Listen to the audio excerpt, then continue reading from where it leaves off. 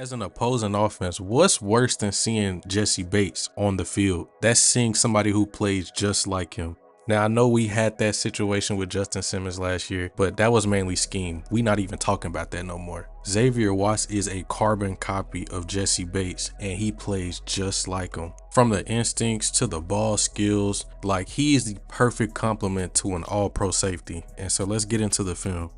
Alright, so this is the first clip I want to look at, y'all. So this is in the first round of the playoffs. The team doesn't really matter, but you know, the play that they're running everybody's favorite RPO on Madden. And it's that one where you do the little glance route, he's gonna do this wheel route, and then he's just gonna release into the flat, right? And so basically you're reading this in right here. If he expands with that arrow route or flat route, then you hand it off. But if he sits on it, then you just read it out, right? Usually this glance is alerted, and you're probably reading will to flat, all right? And so where Xavier comes in, he realizes we're in man coverage, so he's got the first wing back, and usually he would have this one, but watch what happens when this ball is snapped. He notices he's going across the formation, so he's already thinking RPO, right? So look at this. He's already knowing. So I'm assuming when they were watching film leading up to this game, they probably knew this was in their playbook. And so when he notices this man is running across the formation, he's like, okay, I got a trigger on this, right? And so he saw it the whole way. This reminds me of something DeMarco Hellams did against the Colts, where they ran a similar like RPO where it was an arrow, and he saw it all the way and he triggered on it, okay? So having like the play rec that we need play rec badly, okay? Because it seemed like we were always a step slow to things. That could have been because we weren't that athletic, and we've gotten more athletic, but also we just really weren't recognizing plays well. So he's at the 45, he's about 10 yards away. He notices this from 10 yards away, triggers on it fast, and they don't really get anything out of this, okay? All right, so this one here is in the Natty where they were playing Ohio State. So what they're running this little jet sweep motion, but I want y'all to pay attention. I'm not gonna play it out just yet, but I'm gonna just tell y'all. So Jeremiah Smith, he's coming in motion, right? And when he's coming in motion, he's gonna slow down. And he pretty much tips off the play, and then once he gets the ball, they don't even get anywhere, okay? So we finna watch it play out. And once again, we needed this play rate. Okay, you see it, go get it, right? And right here, Xavier, like, look at this. Look at Jeremiah. He's already in motion, right? He's gonna slow down. And as soon as he slows down, let's look at Xavier right here. He slows down. Xavier already triggering. He beats both blocks, right? And they get like what? They lost like 4 yards on this.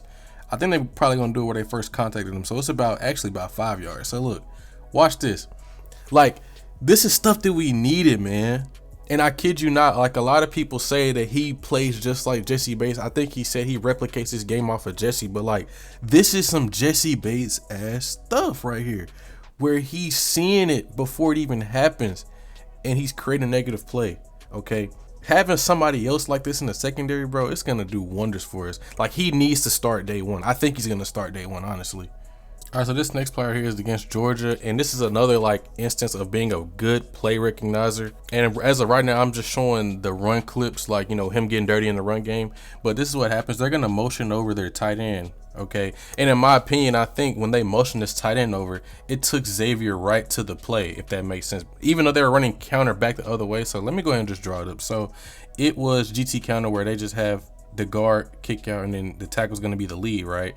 But they have this motion on here where he goes across the formation, and you could see Xavier was looking at it, all right? And once that ball was snapped, since his eyes were already over here and he sees both of them pull, he hauls ass down. Like, he's feeling late and he's going fast, y'all. Like, I'm not saying this is like a bad play call, but like the motion took him right to the play. And he reacted off of that information. Because look, the ball is snapped right about here, and you see he's already looking over there. And you see they're not trying to block. They're pulling. And so he's flying down. Okay. And it also, and I said this before with the Devon Diablo video, and I think it was somebody else. I think it was Jordan Fuller. But run defense is just very much a team thing, because if none of these guys do their job, like if he doesn't crash down on this, right, and they have to log him, if he doesn't get through this block right here, like, this becomes so much harder for Xavier. But like, anyways, the whole thing I'm trying to show y'all is he's seeing things before it even really happens. And when he does see it happen, he triggers on it. Like, he has a very quick trigger. And I think having him as opposed to having Justin, like, I think the coverage will drop off slightly because, you know, Justin's more experienced, but I don't think Justin was willing to get dirty in the run game like Xavier was, because I don't just come on, man. I don't think Justin was just doing this with excitement. Like, he like, oh shit, like, I gotta go defend the run now, right? Xavier, he's looking to go do that. Okay, that's what I like about him. So looking at his coverage snaps, y'all, and I'm gonna keep referring back to this, but he just plays so much like Jessie, and having a clone, having two Jessies on one team is just unfair. So what Notre Dame is doing, they're doing a 5-man pressure where they're gonna send a corner, you know, they're gonna send everybody right here, okay, and they're gonna drop him out to the opposite hook. He's gonna play the flat for some reason. He's gonna go to the strong hook. Got the flat right here, and it's pretty much a 2 deep 4 under coverage with the 5-man pressure, or 5-man blitz rather, because they're sending a DB to blitz. Okay, I'm not sure this team's name, but they're gonna motion him over into a bunch. They're gonna run this flood concept, and they're gonna have a backside dig, and that's what he's gonna trigger on. Okay, and usually you would play this more of like a spot drop. So once this ball is snapped, he has his eyes on this receiver the entire time, because he knows anything coming across, I can get that. Okay, if he goes deep, I'm already in position to play that. But if he's breaking underneath me, I can drive on it, and I have the freedom to. And you see, that's exactly what he did, right? It's just instincts. We needed more instincts, because this is crazy to see, bro. Nobody on this team outside of Jessie was gonna be doing this consistently, right? And I like how he's just playing so free out there, man. Like, this is gonna be scary to watch. All right, so this right here is the USC pick 6, and Notre Dame, they're like a heavy man-to-man team. They know, hey, mano a mano, we're gonna win, okay? And they're pretty much running cover 0. Well, I won't say cover 0 because they have a deep safety, but whoever's the running back's responsibility, they're on the green dog blitz. So if they see he's blocking, they're gonna add into the blitz, right? So this is what happens. So Xavier, he's already favoring the right hash, okay? And usually when they know it's man-to-man, they're gonna take their one-on-one matchup. And so you would like this one-on-one matchup right here, for whatever reason, okay? And so usually as a quarterback, you're taught when you're taking that one-on-one, you're gonna hold this safety in the middle of the field. 1, 2, 3, let it fly to your one-on-one, right? And he's doing his job, but for some reason, Xavier, he's already knowing, hey, he's gonna take this one-on-one. And also, this receiver stemmed inside, okay? And he's looking over there, because he knows if he's coming across, he can go get that. And so he's playing it in position perfectly, and also helps that the pass rush gets home too, which is gonna force an errant throw, and he was able to drive on that, right? Like, now this is more of a pass rush interception, but like, you see he was already favoring towards that one-on-one to go help him, right? Because he trusts his guys over here to get that done. And when he was already favoring, he was in better position to go get this and take it home. He went and got paid. Simple as that. So now we showing him in man-to-man now. So Georgia Tech, they're in this 4x1 set, which means you have the number 1 receiver, number 2 receiver, number 3 receiver, and you have the running back to the trip side. So this is a 4x1 set, and you have him backside, okay? And so when they're playing man coverage, right, the running back is going to be responsible for, or the linebacker is going to be responsible for the running back, and he is responsible for this tight end. And so they have Y off. So when you're thinking about this, you're probably thinking run-wise, you're probably thinking counter, split zone, anything, right? But when it's pass, you know you have to navigate this traffic just to get in good position, especially if it's a wheel route, right? And that's exactly what it is, okay?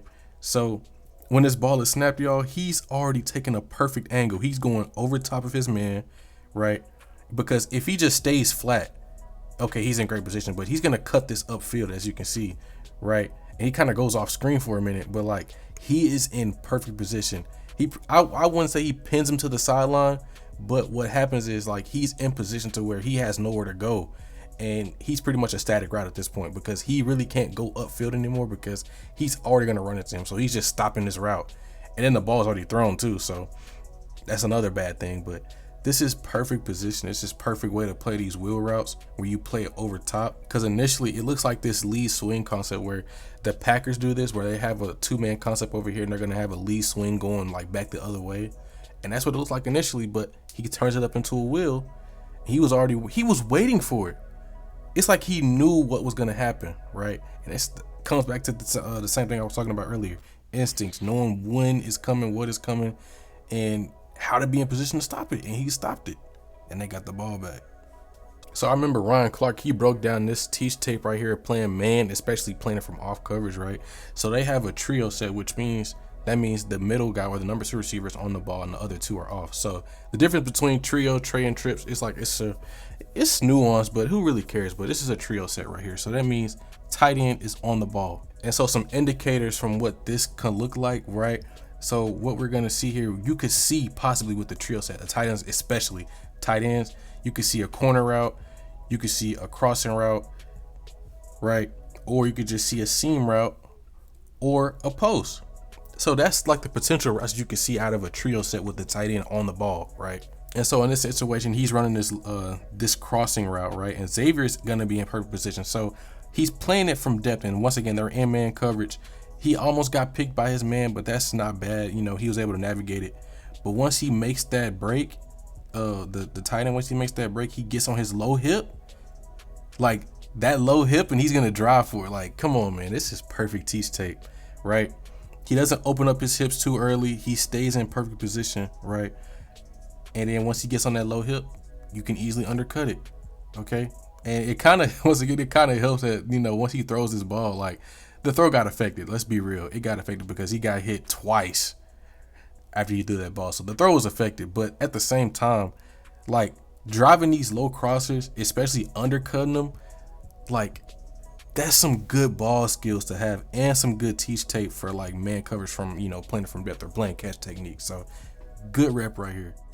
I honestly still don't know how he fell so far to the 3rd round, especially in our laps basically, but I'm glad he did. So we got a perfect running mate for Jessie, and with Raheem Morris being good with coaching up DBs, bro, I think he'll be in the perfect position to be just this great safety. I think I'm so unreasonably high on him, bro, but that's besides the point. If y'all did enjoy this, be sure to like and subscribe for more. I do upload a lot of this, so see y'all later.